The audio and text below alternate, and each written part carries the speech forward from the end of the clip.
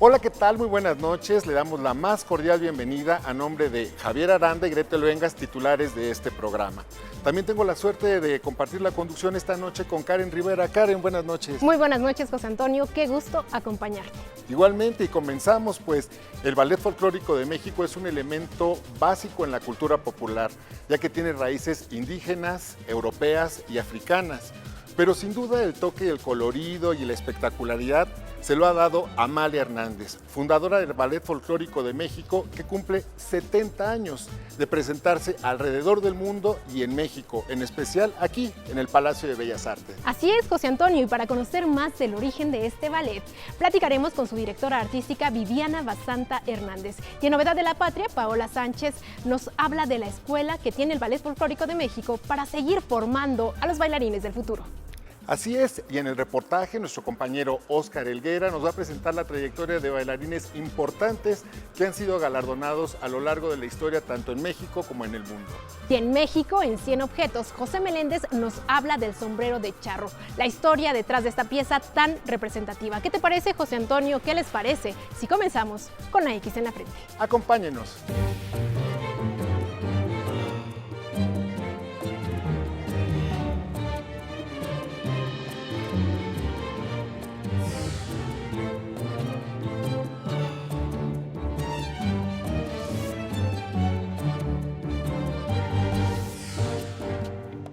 Los bailes populares son parte de la cultura de un país. Muchas danzas prehispánicas imitan movimientos de animales significativos. De ahí el baile del venado, o bien hay danzas rituales para obtener buenas cosechas, como es el caso de los voladores de Papantla. De los aportes africanos hay que destacar el uso de máscaras para transformar al danzante. Durante la colonia se notó la influencia de las seguidillas, fandangos y jotas españolas, que dieron lugar al guapango y zapateado que se bailan en la costa de Veracruz y en la región huasteca, sin faltar el conocido jarabe tapatío, que se hizo muy popular tras la Guerra de Independencia como forma de manifestar sentimientos de patriotismo y libertad.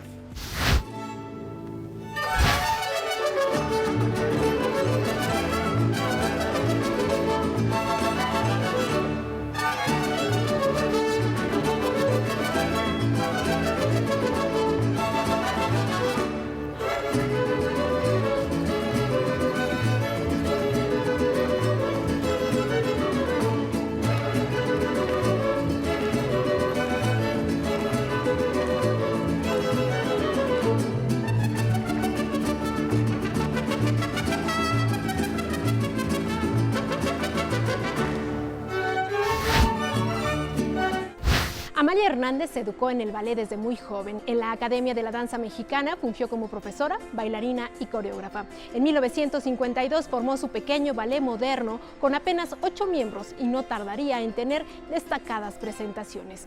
En 1959, ya como Ballet Folclórico de México, se presentó en los Juegos Panamericanos de Chicago con un contingente de 50 elementos. Y desde 1959 se presenta cada semana aquí en el Palacio de Bellas Artes.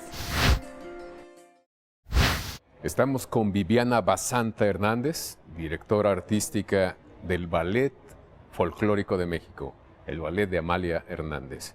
Ya pasaron 70 años de haberse fundado. Sí, cara, ya rebasaron mi edad, oye. Tiene una gran tradición. ¿Cómo empezó a consolidarse? A 70 años de su nacimiento, ¿cómo se ha consolidado? Yo creo que se consolidó con una gran pasión, empezando por ahí. Un amor a la danza, empezando porque también hacía danza contemporánea, bailaba flamenco desde muy chica y correteó la danza tradicional a través de recorrer México en tren. Y cuando bailó con Waldín, yo creo que poco a poco fue dándose cuenta que ella vivía enamorada de lo que había en su país. Ese México lleno de vida, de tradiciones, de usos, de gustos, de costumbres, de leyendas, de cuentos, de mitos. Era una riqueza para crear interminable. No era lo mismo que crear a lo mejor en danza contemporánea, que se tiene que crear desde otra perspectiva, sino tener como esa base de inspiración de tantas cosas. desde el cuento de una mujer que tejía su vestido y te contaba su historia, hasta las grandes fiestas, hasta... Es que México, aparte, tú podías construir una coreografía en distintas épocas de México. O sea, podías irte a la época prehispánica, a la época de la conquista, a la época del siglo XIX, a la época de la Revolución. Entonces, en el mismo lugar podías irte a una gama interminable de información y A de los muchos inspiración. Méxicos. Pero ella tuvo la capacidad de sintetizarlos y presentárnoslo, digamos, en un espectáculo realmente muy atractivo. Ella tuvo la capacidad de presentar el ballet. Sí, ella era una mujer que hasta sus últimos días estaba llena de vida. Y siempre era alguien que quería seguir creando y lo creaba hasta en su casa. Ya no quiero el piso café oscuro, ahora lo quiero claro. Iba siempre, y siempre admiradora, muchas veces se inspiraba en los colores de la naturaleza. Y iba viendo cómo una flor morada se llevaba con una flor amarilla, con una flor fuchsia. Y entonces iba también cautivando. Los artistas muchas veces tenemos esa sensación de que cualquier cosa nos llena de algo, ¿no? Son como unas antenas que perciben lo que no percibimos muchos. Así es. Y nos hacen vibrar, sin embargo, cuando lo interpretan ellos. Sí, afuera de su cuarto había un árbol de aguacate. Entonces, siempre decía que en las mañanas le iba a visitar un pajarillo de pecho amarillo. Entonces, siempre estaba con ese contacto con lo interior y lo exterior que le daba cierto sensibilidad a estar siempre atenta a lo que estaba viviendo. Ella viajó entonces por todo el país para alimentarse de toda esa gran tradición. Sí, ella siempre decía que no podías crear una coreografía si no vivías el lugar. Finalmente ella viajó por todo el país, por eso la riqueza de las coreografías que tiene. Sí, y ella siempre te decía, si no te comes su comida, si no ves sus flores, si no les compras su ropa, si no les preguntas cómo la hicieron, qué quisieron decir en lo que hicieron, si no vas al mercado y no vas a la iglesia y no conoces sus usos y costumbres, no puedes hacer una coreografía. Aunque tú sintetices, aunque tú te lleves la esencia, esa esencia solo se da si tienes todo eso. No si aprendes unos pasos en un salón. Exactamente. Llama la atención que a 70 años el ballet toca tierra con la gente. Me hace pensar que vive el ballet porque conecta con la gente, Sí. lo mantiene vivo el público. Sí, yo creo que entramos al público a través de el primer acercamiento artístico, que es la emoción, ¿no? Ya después viene el conocimiento, el significado, la técnica, pero esa conexión con las emociones de lo que transmites creo que es fundamental para poder seguir haciendo el nexo. Pues toca tierra con el México profundo, con las tradiciones de México. Así es, sí, tocamos tierra y cielo. Tratamos de que sí, mi mamá hacía síntesis muy particulares. Por ejemplo, cuando hizo el ballet de Chiapas, primero nos quedamos en San Cristóbal de las Casas como 20 días yendo, todavía no había carreteras, a San Juan Chamula, y llevábamos todos los días en un jeep, y entonces cambiaba dinero para que les diera unos pesos y se dejaran tomar una foto, y entonces compré una Polaroid para regalarles la foto, porque Claro. como no te dejaban, Claro. porque te ibas a llevar su espíritu, hasta que la dejaron entrar a la iglesia, a ver sus ceremonias, ver esas velas llenas de colores, esos cantos, esos círculos de gente, que era una forma bien distinta de comunicarse, esos espejos en un santo, para que al santo nadie le hiciera daño y se refractara. O sea, todos esos pequeños significados que solo los entiendes después de haber ido 15 días todos los días. A convivir con la gente, a comer lo que comen Así es. y a verlos bailar. Y a verlos bailar, a verlos cantar, a verlos sentir, ver su parte mística, su parte festiva, hasta la borrachera. Sí. Claro, es parte Claro. de la vida cotidiana. Amalia Hernández Navarro es, como vemos, una pionera en la recreación del baile popular de las distintas regiones de México. Su trabajo tuvo una base de investigación antropológica en las comunidades a donde viajaba para conocer sus danzas y fiestas tradicionales. Su experiencia como bailarina y coreógrafa le permitieron crear montajes espectaculares donde el baile folclórico, acompañado de la música, entre otros elementos, alcanzan su máxima expresión de belleza, forma y movimiento. Al regresar les tendremos un reportaje de Óscar Helguera que nos acerca a la trayectoria de grandes bailarines mexicanos con premios y reconocimientos internacionales.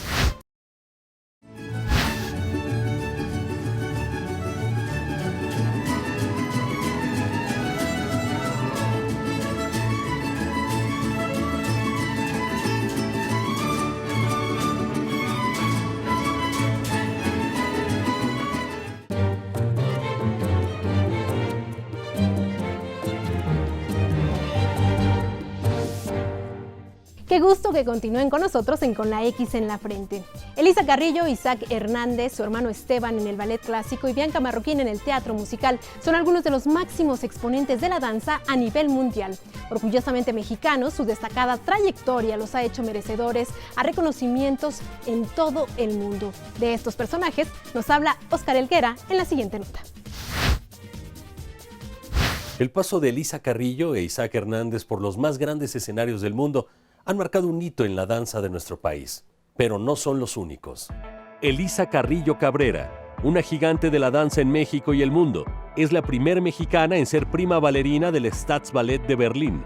Entre otros muchos reconocimientos, recibió el Premio Nacional Alma de la Danza, el galardón más importante de la danza en Rusia.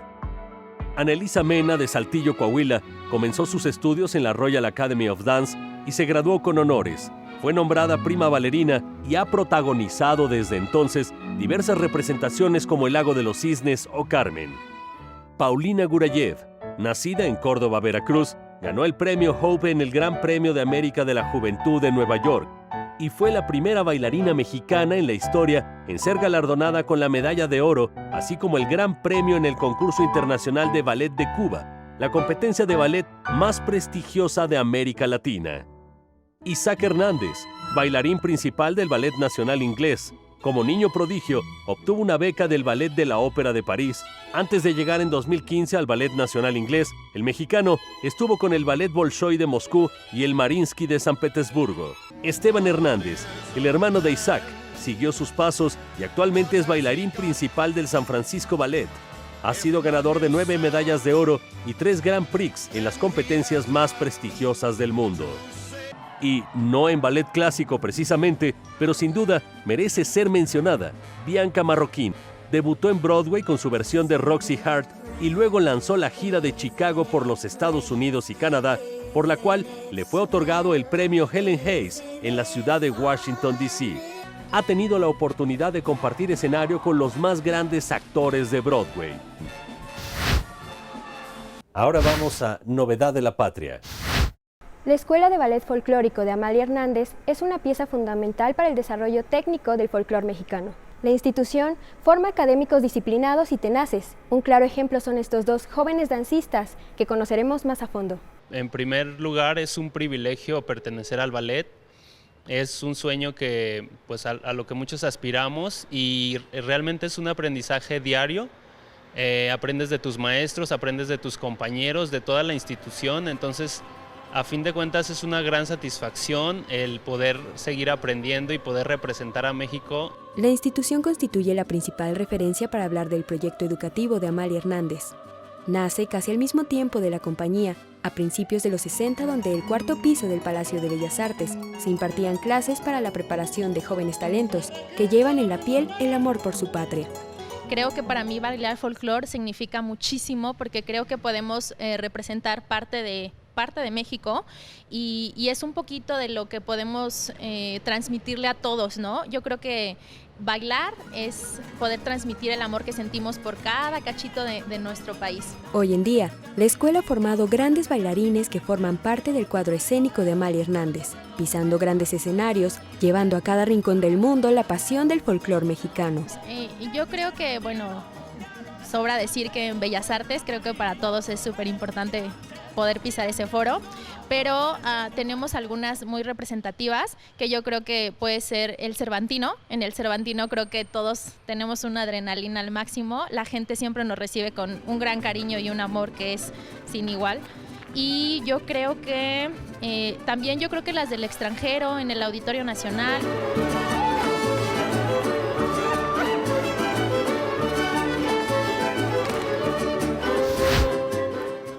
Después de la pausa, la segunda parte de la conversación con Viviana Basanta, directora artística del Ballet Folclórico de México de Amalia Hernández. Además, José Meléndez nos presentará la historia detrás del sombrero de charro en México en 100 objetos.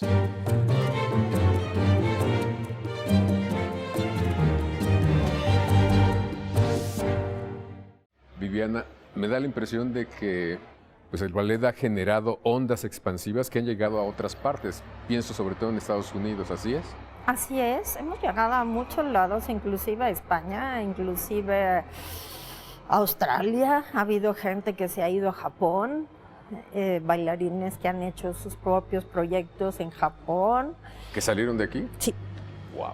Y en Estados Unidos hay muchísimos ex bailarines con sus propios grupos, haciendo un buen trabajo. Entonces creo que se volvió no solo una compañía de sí misma, porque mi mamá era muy compartida, trataba de que los grupos que estaban arrancando hicieran funciones aquí, conseguirles apoyos, ayuda. Por ejemplo, al maestro Samarripa lo mandó a Italia porque tenía un gran don de ser diseñador de vestuario, un gran escultor. Entonces, ella iba viendo muchas veces cómo impulsar a gente talentosa. Y creo que ese compartir ha dado como esa cosa recíproca a través del tiempo.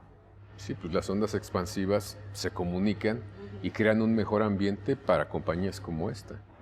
¿Se debe a su público el ballet? Sí, yo creo que se debe a su público, sí, pero también nos debemos a México y no nos debemos de olvidar de dónde viene nuestra inspiración, de dónde vienen nuestras raíces y de dónde viene lo que seguimos aprendiendo. Yo fui 24 años jurado del Encuentro de Arte y Cultura de la DGETIS y vi los 32 estados 24 años. Entonces, de repente estaba yo con el maestro Rodolfo Musquiz Fuentes, que era una eminencia, y yo le decía, es que no sé nada, maestro. O sea, cada año viene uno y ve cosas que nunca en la vida has visto. O sea, esta riqueza es interminable. ¿Cuándo se deja de aprender? Claro. México es interminable. Yo creo que es, si no el país más rico, uno de los más ricos del mundo, en todo lo que es sus raíces, sus artes, sus pueblos originarios, sus culturas, su costumbre, su gastronomía, su artesanía. Es infinito. A veces me da la impresión de que somos muy malinchistas, que solamente nos vemos a nosotros mismos. ¿Es así? ¿El ballet nos hace ver otra cosa? Yo creo que hay mucho que ver en México. O sea, cada rincón tiene algo, ¿no? Te vas a Oaxaca, te vas a la fábrica de alebrijes, a la del barro negro, a la de los que hacen los trajes, a la gente que va diseñando de cada región. O sea, la riqueza de de las 8 regiones, bueno, ahora 8, antes 7, cada uno tiene su propio lenguaje, las bandas, la música. No, o sea, ¿qué te puedo decir? Me parece verdaderamente que tenemos tanto que hacer en este país que debemos promoverlo. ¿Y cuántos alumnos tienen regularmente? Bueno, la compañía tiene aproximadamente 300, 350 gentes entre el grupo que va a entrar, que se llama Experimental, una compañía que es la que siempre reside en México, bailarines, músicos. ¿Y cuántas compañías hay entonces? 2 y un grupo experimental más el grupo de la escuela, entonces, pero más la escuela, sin contar los alumnos de la escuela. ¿Y la escuela va alimentando?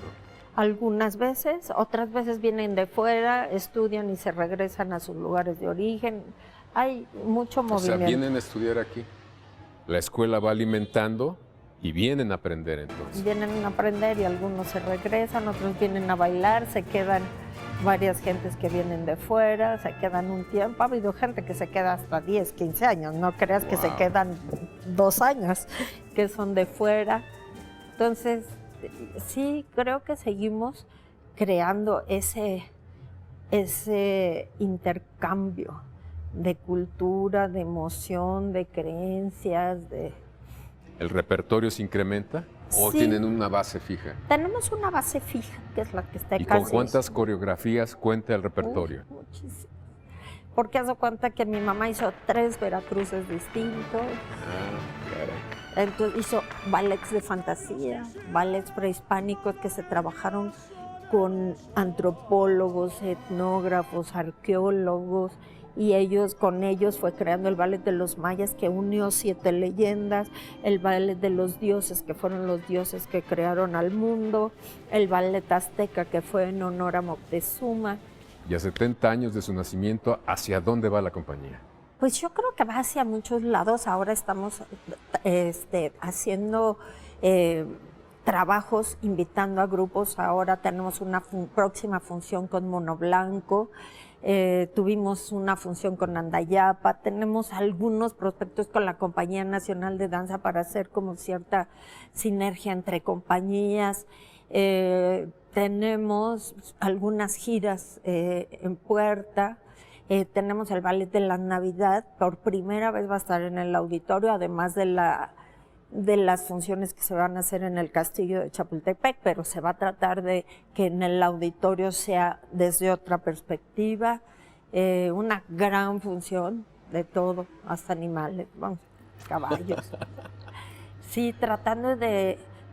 ahí yo hice coreografía, me eché un clavado en las cuestiones navideñas de cada región. Pues muchas gracias, Viviana Basanta, por la conversación. Y aquí seguimos con la X en la frente. ¿Se imagina usted a personajes cinematográficos como Indiana Jones o El Zorro sin uno de sus elementos característicos, que es el sombrero? Parecerían incompletos. Lo mismo ocurre con el traje y el sombrero de charro, este elemento característico que es conocido en todo el mundo. El sombrero es un símbolo del charro. No puedes ir vestido de traje charro sin el sombrero. El sombrero de charro adquirió mayor fama durante la época de oro del cine nacional, cuando cantantes como Tito Guízar, Jorge Negrete y Pedro Infante lo portaron en sus emblemáticas películas. Así, el traje como el sombrero de charro se convirtieron en un símbolo de lo mexicano. Y con todo mi respeto le pregunto, ¿qué hubo? ¿Cuándo? El sombrero viene en pelo de conejo, principalmente en fieltro de lana o en palma. Estos 3 elementos son los básicos para el sombrero charro, porque aparte el sombrero charro tiene sus variantes y sus extensiones hacia lo que utilizan los cantantes, los mariachis. El color del sombrero de charro influye también en la disciplina nacional, que es la charrería. Los charros por reglamento no pueden llevar más que colores serios que no demeriten el porte del traje. Esto hace que podamos considerar al traje como el sombrero de charro como el uniforme nacional. El sombrero de charro, conocido mundialmente, ha sido usado por personajes tan discordes como el Dalai Lama, el cantante Freddie Mercury o el mismo Papa Francisco, quienes lo han portado con orgullo.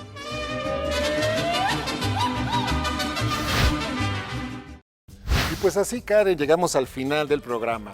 Luego de comprobar que a lo largo de 70 años, el Ballet Folclórico de México de Amalia Hernández sigue con la calidad que lo ha distinguido durante décadas. Un espectáculo que disfrutan tanto mexicanos como extranjeros, justo aquí, en el escenario de Bellas Artes, Karen. Efectivamente, José Antonio, además saber que ese nivel de dominio de baile se mantiene a través de la formación de nuevos cuadros en su escuela. Larga vida al Ballet Folclórico de México de Amalia Hernández y felicidades por sus 70 años de labor. Agradecemos al personal del Palacio de Bellas Artes que hizo posible esta grabación. ¿Qué te parece, José Antonio, si nos despedimos? Hasta la próxima. Hasta entonces.